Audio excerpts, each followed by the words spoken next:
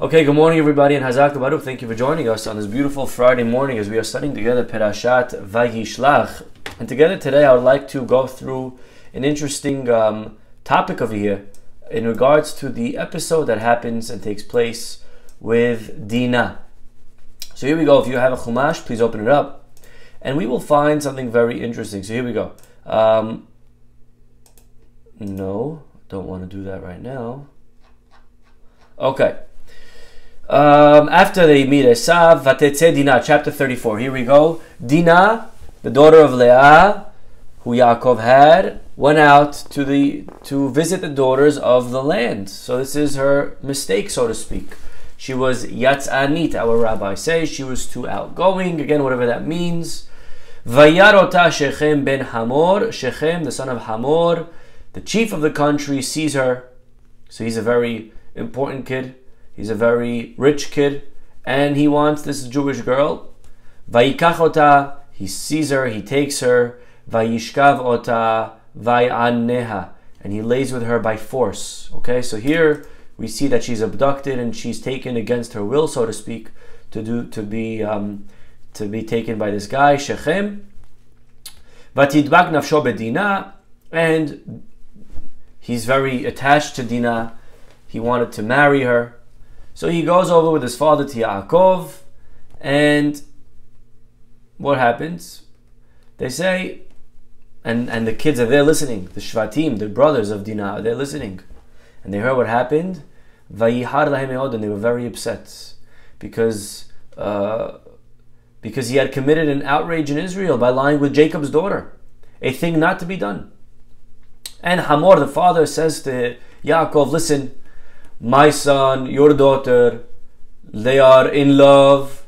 Let them get married. You know what I mean? And I will give you, 7 sheep. You know what I mean? He said, I'll give you a lot of money. And let's let these 2 little lovebirds get married.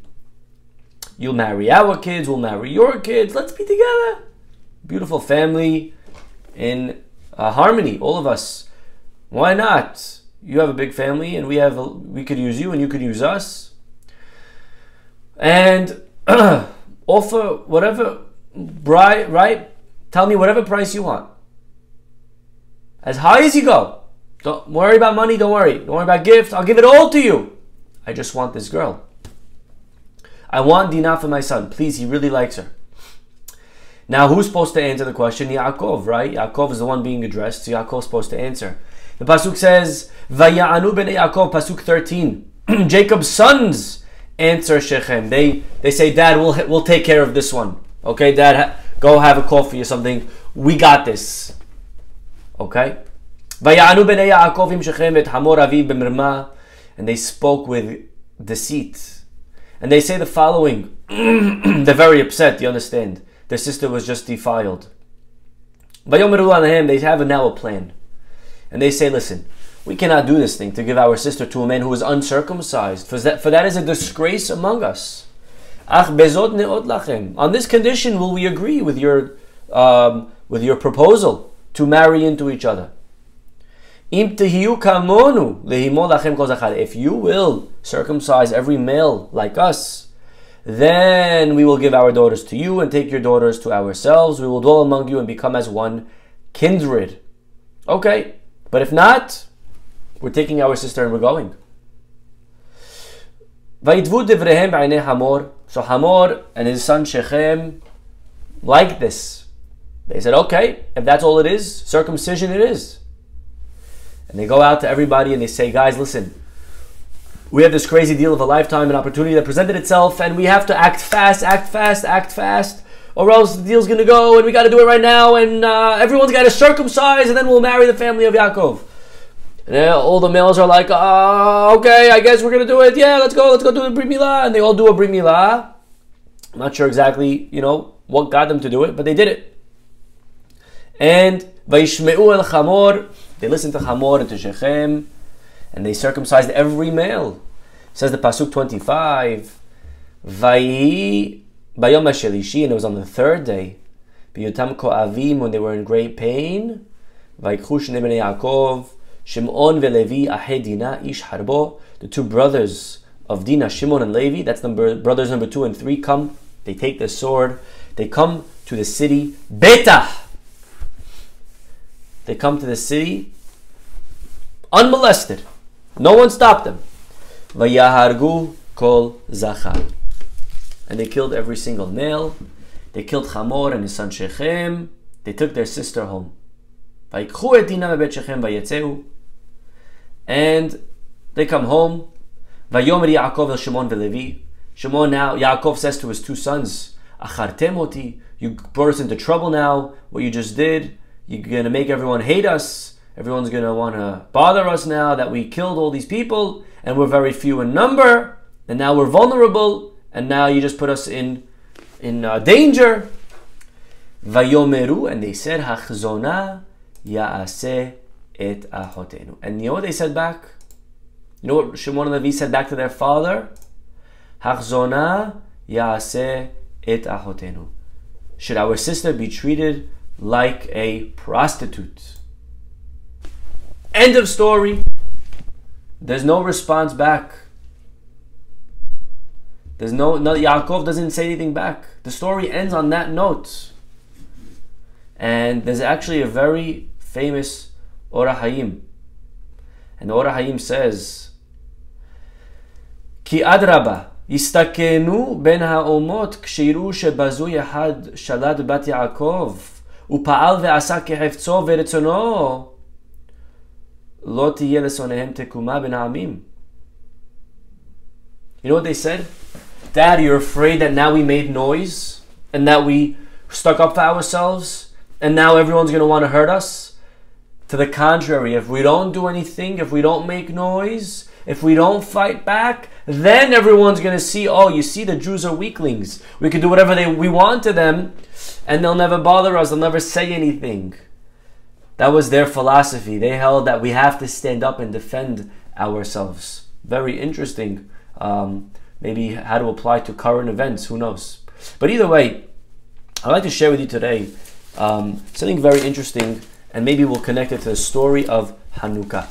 You know, the story of Hanukkah is very simple. There was Greeks in this time of the second Beit HaMikdash that they made everyone tameh, everything became impure, and then the Hashmona'i family came, just a few people, and they fought the entire Greek army and they just kicked them out. Now, it wasn't a permanent victory. The victory was very short-lived because eventually we ended up getting defeated again. But it was a victory while it lasted, and we were able to rededicate the Beit HaMikdash. Okay? So it was a temporary victory. It was a very nice victory, and we have a holiday now because of it, and we get to eat lots of donuts and latkes and give out presents to everybody thanks to this victory. Baruch Hashem, or else it would be a very boring winter without Hanukkah. Okay. And if we pay attention, we notice that front and center in the story are Kohanim. Kohanim are really the heroes of the story. We know that we even sing about the Kohanim time and again. When we say Hanedot Halalu, right after we light the menorah, we say Al Yedei Kohanecha HaKedoshim. We're saying, through the Kohanim, this victory was done. And then in the Al Hanisim and Amidah, we say Bimei Matityahu Ben Yohanan Kohen Gadol. We again emphasize that it was Kohen Gadol. Kohen. Everywhere we turn, in the story of Hanukkah is Kohanim. We don't do that on Purim, by the way.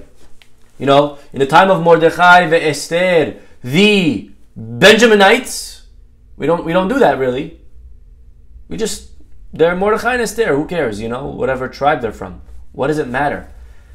No, Matityahu, by the way, Kohen Gadol. It's like, you know, okay, flexing a little bit. We're showing off. He was Kohen Gadol. What does it matter that we're Kohen Gadol? Is it important? You know, but the entire idea over here is, again, this victory happened through the family of Kohanim. By the way, we know what happened afterwards. Right after, I want to open, with your permission, to the Rambam in the laws of Hanukkah. And take a look at what the Rambam says. This is going to be in chapter 3. Chapter 3, halacha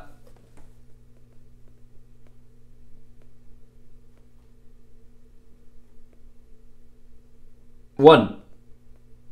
Bebayit Sheni, the Rambam over here is telling us the story. Bebayit Sheni, in the time of the Second Temple, Kshemalchei Yavan gazru gzerot Yisrael, when the Greeks decreed decrees on the Jews, ubitlu datam, and they stopped us from being able to learn Torah and do mitzvot, and they took our money and our girls, and they went into the Hechal, and they made it impure, and it was a very difficult time for the Jewish people.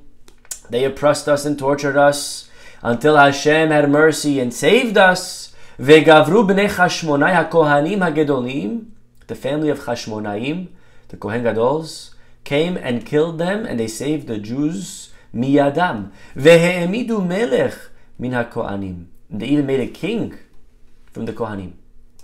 Vehazra malchut leYisrael, and the kingship returned to the Jews for more than 200 years till the destruction of the second Beit HaMikdash. Okay, so it was a 200-year victory. Okay, which is not bad, I guess.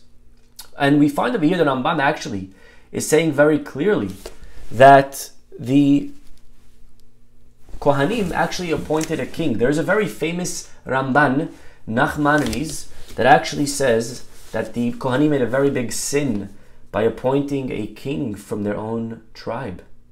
The Pasuk says, Lo Yasur Shevet Mihuda. And that means that the kingship must stay in the tribe of Judah. And appointing a king from Kohen was a big sin that Ramban holds. It seems like from Maimonides that he argues, because the Maimonides is throwing that in as part of the story, and the Rambam is not apologizing on their behalf. The Rambam is not censoring them. Okay, so either way, the idea is, the point is the same. The whole story is Kohanim. They're front and center. Not only that, but we know that each day on Hanukkah, we read a different piece from the Torah. On Hanukkah, for the 8 days of Hanukkah, we read a portion, and we actually read from Perashat Naso, from the Hanukkat HaMizbeach, from the inauguration of the Mishkan. When we built the Mishkan in the desert with Moshe Rabbeinu, every day a different tribe brought a korban. It ended up being the same korban, but every day another tribe brought a korban. And we read every day of Hanukkah another korban of a different tribe in the inauguration process of the Mishkan. And what's very interesting is that actually the halakha says that some have this custom actually to begin on the first day not with the first offering, which is what you should have been doing, but we actually go back to the end of the previous chapter. And we read, if you know Torah, if you know Perashat Naso, the end of chapter 6 is Birchat Kohanim. So again, we're making sure to read about the Kohanim in the Torah reading on the first day of Hanukkah. And if I were to ask you, my friends, why is there so much emphasis on the Kohanim? Why is it the Kohanim specifically here that were the ones to fight? So there's a very simple answer. The attack of the Greeks was spiritual. It was a spiritual attack. The Kohanim are the spiritual leaders. So it makes sense that they were defending their territory, which is the spiritual realm, from the Greeks. Also, the Beit HaMikdash that was conquered is the domain of the Kohanim. That's where they work, that's where they live. So they were the ones to fight and defend their honor, right? If anyone's a Home Alone fan, you know, this is my house and I'm going to protect it, right? 100%. So the Kohanim are going to protect their home, the Beit HaMikdash. Very simple. But maybe there's something a little bit deeper today that I could share with you. And what I'm sharing with you is over here from this amazing book. Okay, I urge you all, if you're looking for a book on Hanukkah, Rabbi Bernstein strikes again. Rabbi Emanuel Bernstein, his amazing book on Hanukkah, Capturing the Light. Okay, and here's what he has to say. He wants to maybe suggest that the idea that the Kohanim were the ones to attack and destroy and defeat the Greeks wasn't just because they were Kohanim, but it actually stems from the fact that they were Leviim. You know, Kohen is not a tribe. Yaakov had 12 sons. None of them were Kohanim. Reuven, Shimon, Levi, Yehuda. There's no Kohen. You know where Kohanim come from? Where do Kohanim come from? They come from the third tribe of Levi. And we're going to find, and we're going to see now, and he suggests that actually it wasn't just because they were Kohanim that they fought Greece, but specifically because they were Leviim that they were able to conquer and defeat and destroy. In Perashat Zot HaBeracha, Moshe blesses the tribe of Levi, and I urge you all to please open up a Chumash, and we'll find something very interesting, okay? Open up a Chumash, Perashat Zot HaBeracha. I'm going to open it up as well, and that's going to be easy to find, the last Perashah. Okay, last Perashah of the whole Torah. Moshe is blessing tribe by tribe, and he gets to Levi. Levi gets a nice 4 psukim. Levi Amar. Okay. Where'd it go? No, that's not what I wanted. Okay. To Levi he said, let your Tumim and Urim be with your faithful one, whom you tested at Masa, challenged at the waters of Meribah. Okay? Who said to his father and mother, I consider them not. His brothers he disregarded, ignored his own children. Your precepts alone they observed. They kept your commandments. They shall teach your Torah your laws to Jacob and your instructions to Israel. They shall offer you incense to savor and whole offerings on your altar. Okay, a lot of nice fancy English words. And here we go, Pasuk 11 is what we want. Barech Adonai Helo. Bless, O Lord, his chayil. What's chayil? Host, army. Which chayil is he referring to? Barech Hashem Helo. You know what Rashi says? Davar aher. I'm looking at Rashi right here. Ra'a she'atidin hashmonai ubanav lehilachim hayevanim. Rashi says that Moshe Rabbeinu saw that in the future the Chashmonaim and his children are going to fight the Greeks. Ve'itpalel alehem. Lefi shehayu mu'atim, because there were very few, 12 in total, and Elazar against a few tens of thousands. And therefore, Barech Hashem Helo, please bless the Chashmonaim. When Moshe Rabbeinu was blessing the tribe of Levi, you know who he's really thinking about? He's really thinking about in thousands of years, there's going to be the Chashmonaim that are going to need help. And therefore, Hashem, please help them. Wow. So, the revolt against the Greeks is actually credited to the tribe of Levi specifically. Although, again, the army comprised of many armies. This is a question that was asked on the side. Many tribes together were part of the army. But there's something specific about Levi, that they're the ones to lead the revolt against Chashmonaim. Why Levi? Excuse me, to rebel against the Greeks. Why Levi specifically? Why did it have to be Levi that defeated the Greeks? Okay, that's what we're going to study today. We turn to the book of Daniel. Daniel. Do we study Ketubim, some of us? The book of Daniel is actually very hard to understand because it's all written in Aramaic. Okay? But we turn to chapter 7. And I'm just going to read to you the English because it's complicated. You're not going to even understand Aramaic. But he says over here, in the first year of King Belshazzar of Babylon, Daniel saw a dream. Listen well, please, my friends. And a vision of his mind in bed. So Daniel had a vision, a nevuah, we call this a prophecy. He wrote down this dream. And he began in the dream, in my vision at night, I saw the 4 winds of heaven stirring up the great sea. Okay? 4 mighty beasts, different from each other, emerged from the sea. Okay, here we go. So we have 4 beasts, 4 animals coming out of the sea. The first, and by the way, try to think, what does the number 4 have to do? Where is 4 significant in Jewish history? Okay, 4 beasts. What do they correspond to? Okay. The first beast was like a lion, but it had eagle's wings. As I looked on, its wings were plucked off, and it was lifted off the ground and set on its feet like a man and given the mind of a man. Okay, so the first beast, oh, very good. Hold on to that. The first beast was a lion. Then I saw a second different beast, which was like a bear, and it had 3 fangs, etc. Then I saw another one. The third beast was like a leopard, and it had on its back 4 wings, like those of a bird.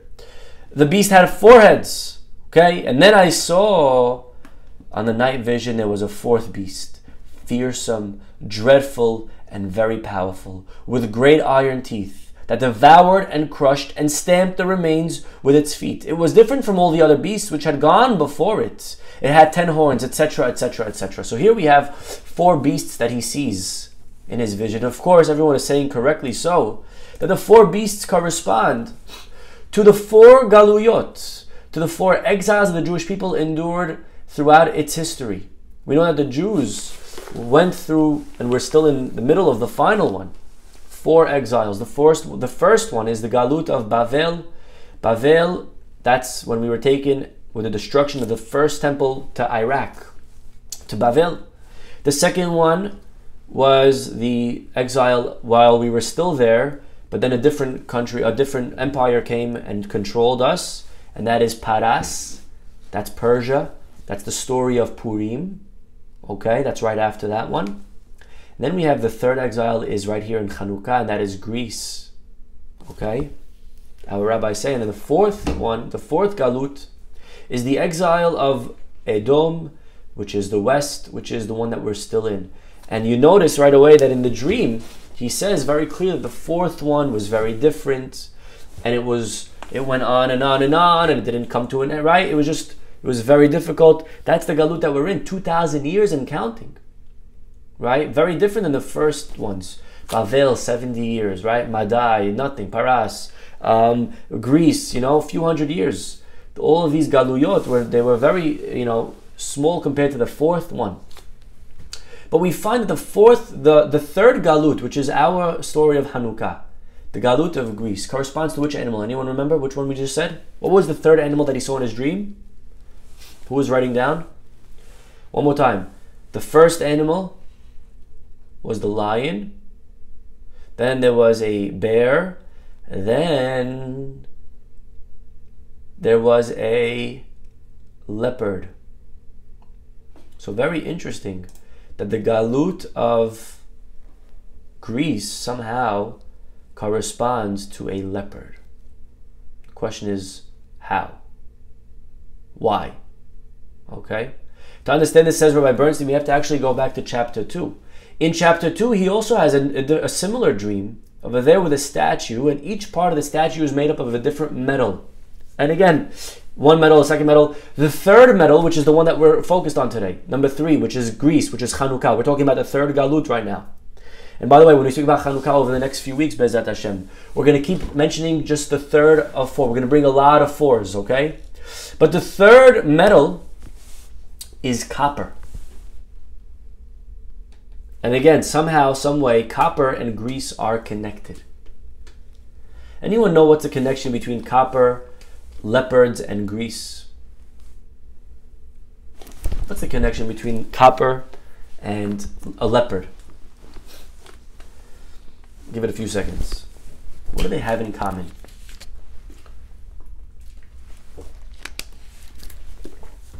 The color, maybe? Okay. Says Maharal, they both symbolize boldness. To be bold. To be maybe arrogant or overconfident. Yeah, that's bold. So as an example, our rabbis say Pirkei Avot, Heve az kanamer, be bold as a leopard. A leopard is known to be a very bold animal. Copper as well represents boldness. We say in English, bold as, anyone know the saying? Bold as brass. Okay, brass is like a hybrid of copper and something else. Okay, so bold as brass. So copper also represents boldness. Yirmiyahu rebukes the people, and he says to them, "Your forehead is copper." Again, the idea of being bold, we see it in a leopard and we see it in copper. And the question is, why? What does that have to do with Greece? Where do we see that Greece was bold? Well, you'll say that they tried conquering the world, but so did every other nation. There's something very unique about Greece, and this is something important to remember as we study the story of Hanukkah, because it'll really help us appreciate what the battle was all about. But what Greece was trying to do is they weren't just trying to conquer the world. They were all about rejecting a higher wisdom. Greece held that man alone, using his intellect, they valued the man. That's why all of their statues are the person, unclothed. Man, they trophied humanism. It was all about man. There is no God. And man alone could arrive to every logic, every problem can be solved with man alone. That is what they were trying to sell. They were trying to say, you know, we love wisdom. We're not against Torah. Torah is great, but translate it. Why was it so bad to translate the Torah? Because now we're saying that the Torah is something that we understand the way we put into it our own ideas, as opposed to understanding the Torah is God-given. The Torah is something that's from Hashem, from higher source. The Greeks went against that. The Greeks said, no, it's all about man. Man can figure it all out. And if it doesn't make sense to man, then just throw it out, disregard it. That's very bold. That's very arrogant to say and to think that we know everything and we don't need a higher power. Greece was the first to do this. And so what's very interesting is that in life, the way you fight boldness is with more boldness. The way you fight fire is with fire.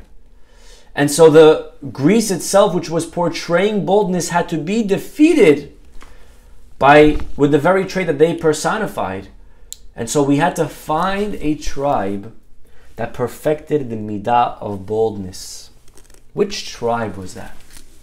Which tribe was very, very overconfident? Enters the tribe of Levi. You know, we just read about the story of Dinah when she was abducted, and we saw that Shimon and Levi together come in and they wipe out an entire city just to defend their sister's honor. Something that's not really very likely.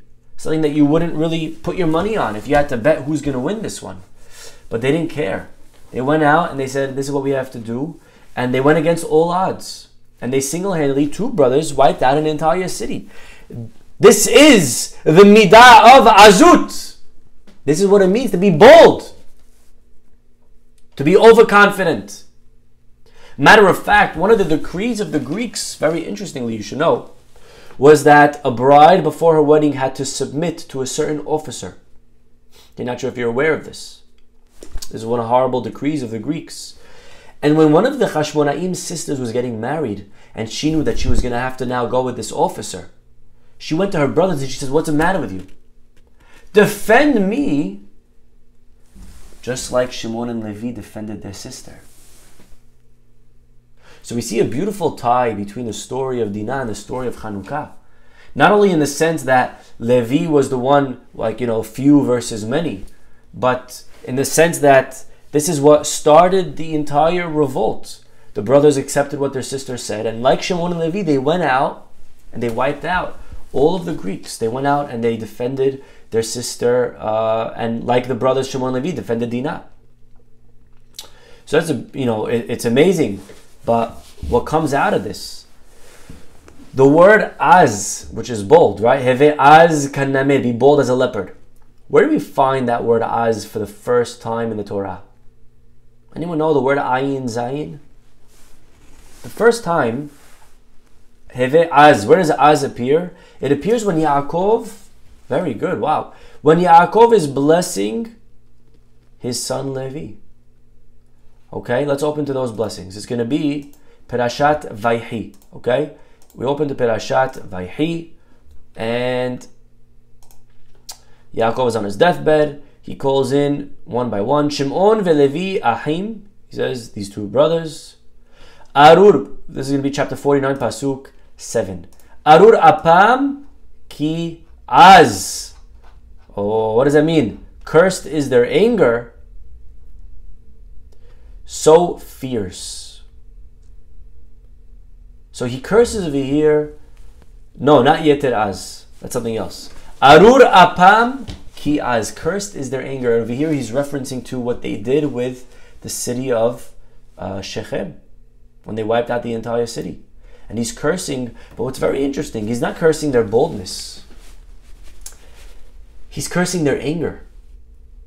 The anger that you paired up with the boldness was bad. You shouldn't have wiped out an entire city. That was very dangerous. You were making us all vulnerable. But the az itself, if you could learn how to channel it, something that we speak about all the time. How every midah is not good or bad. Every midah is parv. Our challenge is learning how to channel our midot to what we say in English, to sublimate. Okay, to take it and to use it for the good. And that's what Yaakov is telling them. Az is good. The problem is when you use the az to bring out your anger. But if you could learn to control your az, it's a very powerful energy. It's a very important energy. And ultimately, az is a blessing. And again, we say every morning from Pirkei Avot, Heve az kanamer, that we should be bold. We shouldn't run away from boldness. Boldness is a very good thing. So as an example, sometimes in life, we're afraid to undertake a certain task because I'm going to fail, I'm never going to do it, not me, I'm not good enough, I'm not strong enough. We're scared to ask a girl out because we're scared of rejection. We're afraid to go out with a guy and to show that we like them because we're afraid of getting dumped and we're going to make ourselves more vulnerable. Sometimes in life we're afraid to apply for a job, we're afraid to do something, we're afraid to go out of our comfort zone. And this is where we must use the word of az, the midah, of azut. Az, to be bold, to have confidence. Not the Yetzer Hara tell you, oh, you can't be religious, you can't be successful, you can't be wealthy, you can't be kind. We must ask ourselves, which fears of ours are we overcoming? If we're not overcoming our fears, then we're not applying az the right way. Mesilat Yesharim tells us that in life, when you want to do the right thing, don't worry about people laughing at you. So important. Sometimes we're doing certain things. We want to be modest in our dress. We want to start keeping Shabbat. We want to start keeping kosher. And we want to start, learning more. We want to watch Lashon Hara. And we're with friends, and then maybe they're going to start speaking Lashon Hara, and we don't feel comfortable there. But we don't want to make a thing. We don't want to say anything. But part of our challenge in life is learning how to be az sometimes the right way. How to say respectfully, listen guys, I think we're talking gossip right now and I'd rather not. Don't worry about people laughing at you. Don't worry about people making fun of you. Ultimately, if a person offered you $1 million to dress modestly for a party, would you not do it? We would wear $1 million. We would do it for $1 million. Do we care what people will say? We don't care what people will say. For money, we'll do it. Says Mesilat Yesharim, if we're serious about our religion, if we have conviction, then it shouldn't matter what people are going to say. If we believe in halacha, then we'll dress a certain way, even though people may laugh at us. Oh, look at this loser, he's wearing a kippah. Ha ha ha. If someone offered you $1 million to wear a kippah, would you not wear it? We would wear it. Now again, kippah is maybe not a good example, it's not halacha. Okay, that's not my point. My point that he's trying to bring out is that we wouldn't care what people said sometimes if we were being offered money. And so if we have values, we must live by them. And again, I'm not talking about humrot. Humrot, extras, then yes, you should care what people are going to say about you. And yes, you maybe shouldn't look like a weirdo if it's just an extra in life, an extra in halacha. If it's an extra, then maybe you need to take into account what people are going to say. And by the way, he says this. But halacha, it doesn't matter what people are going to say. Okay? So this is what it means to apply azut. If a teacher said something in class and you didn't understand, person who's not az is, okay, I'm embarrassed, I don't want to ask, A person that's az will ask, wait, could you explain that again, Rabbi? I don't understand. Right? Lo ha-baishan lamid. If you're shy, if you're baishan, if you're bashful, you're not going to understand, you're not going to learn. Because there's going to be a question that's something that's not clear, and you're going to be embarrassed to ask, could you repeat that? And that's not always good in life. Always we have to learn how to be az kanamir, to be bold. To be bold is a good thing. Depends why though. Over here, they were bold to kill an entire city and they paired it up with anger. Yaakov says, Arur apam ki az. That type of az is very bad. But if you could learn to use azut for the right thing, it's amazing.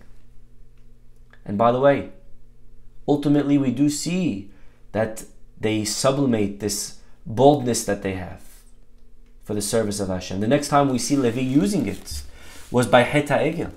When Moshe comes down and he sees the Jews worshipping the golden calf, he breaks the tablets and he says the famous words, his 3 words, Mila Hashem Elai. Who is for God? Come to me! And who comes? The tribe of Levi. And they grab their swords and single-handedly they go out, Levi! And they killed anyone that was involved in the Egel, which was an order by Moshe Rabbeinu, the prophet. And it was very difficult. They killed family members even. They killed anyone that was part of the Egel. It was a very hard thing to do. It took a lot of courage, a lot of azut, it took a lot of boldness. But they did it and they were praised and they were rewarded for this boldness, and eventually they were given kehuna. This is actually where Shimon and Levi separate. Because they start off as 2 brothers using the azut for negative. And then when Yaakov's on his deathbed and he rebukes them, Levi and Shimon go separate ways. Levi uses the azut to do good things, but we see that Shimon does not. Unfortunately, the next time we see Shimon on the scene is later with the story of Zimri, when he takes Goya, a Midianite princess, and he grabs her by the hair. Again, tremendous chutzpah and arrogance and audacity. And he brings her in front of Moses and says to everyone, hey, Moses, tell me, is she allowed or not? Could I be with her? And Moshe said, no way, she's not Jewish. And then he said back to Moshe, well, then Tzipporah is also not Jewish. Everyone's like, oh, right? Obviously it's not the same. Moshe married her before the Torah was given. But what chutzpah, right? And he's applying az again for the negative. And who comes and kills Zimri? Who kills Zimri? Pinchas, from the tribe of Levi. So again, you see how the azut was used. One, eventually, they started off the same, but eventually Levi learned his lesson, and unfortunately Shimon did not. And so it's specifically this midah of azut of Levi that we needed to defeat the Greeks in their own game. And so it was many, many years later when Matityahu, echoing his grandpa Moshe Rabbeinu, and he says, Mila Hashem Elai, whoever's for God, come to me. And he called all the Jews to use their boldness to remove the brazenness of Greece. So I think this is really amazing, and we really see over here such an important lesson of, in life, learning how to take our midot that we have, and not to just shut them down, but to learn how to channel them, to learn how to sublimate them. Every midah can be good and can be bad. Depends when and for what we use them. We should be zocheh always to learn to use our midot the right way. And I think it's a beautiful way of understanding and seeing this beautiful connection between the episode of Chanukah and our parasha of Dinah. Okay, we'll stop over here, everybody. Have a Shabbat Shalom. We'll see you all next week. Bye-bye.